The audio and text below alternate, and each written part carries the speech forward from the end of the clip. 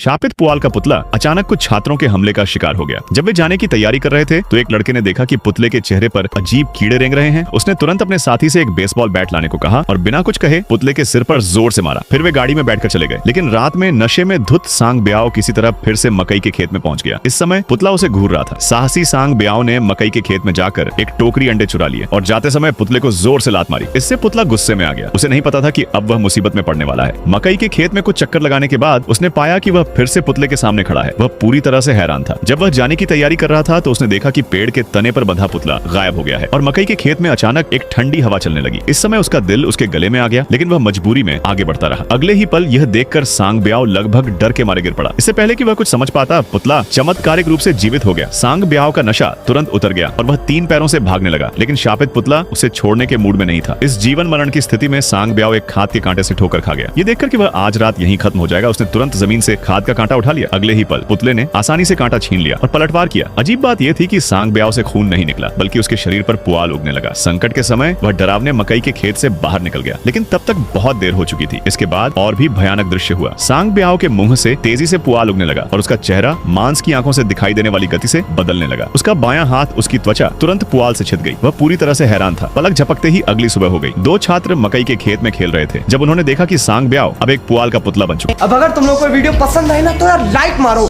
कर दो यार, तुम्हारे पैसे थोड़ी ना कट रहे, कर दो।